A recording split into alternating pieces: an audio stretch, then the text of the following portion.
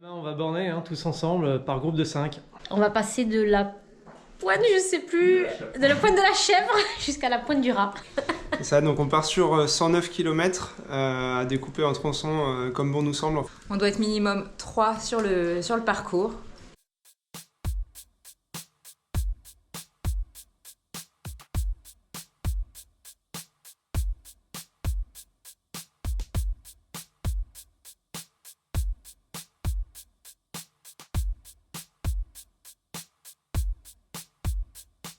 Il était une fois.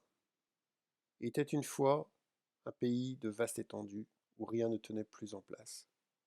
Un vent féroce y soufflait tout le jour et la nuit, entêtant et unique, de l'est vers l'ouest, faiblissant certains soirs, mais ne cessant jamais.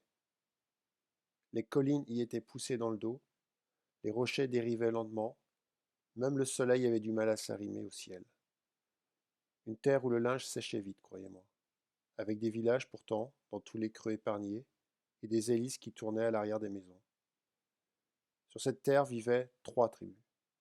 La plus frivole faisait de la voile, la plus grande s'abritait dans des villages enclos, et la plus stupide tentait, très fièrement, de remonter le vent jusqu'à sa source.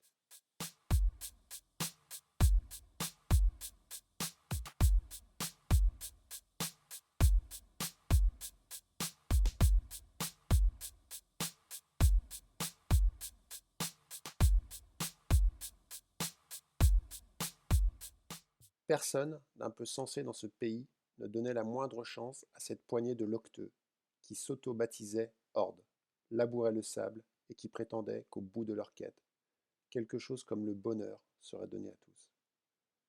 Parce que, disaient-ils, atteindre à la source du vent, c'était pouvoir en maîtriser l'écoulement. Et ils étaient de leurs rêves si convaincus que partout où ils passaient, des fêtes fastueuses les accueillaient et qu'avec ferveur on les encourageait.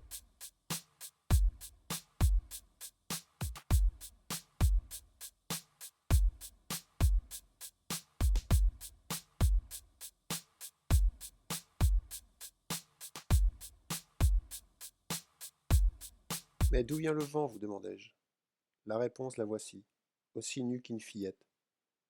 Le vent vient d'une explosion si lointaine et si puissante aussi, que nous n'en finissons pas d'en ressentir le souffle qui se propage aval. Là-haut, en extrême amont, autant vous prévenir gentiment, gens, il n'y a strictement rien à voir. Mais comme vous le comprendrez, tout est à entendre. Rien n'existe, rien ne subsiste que l'explosion.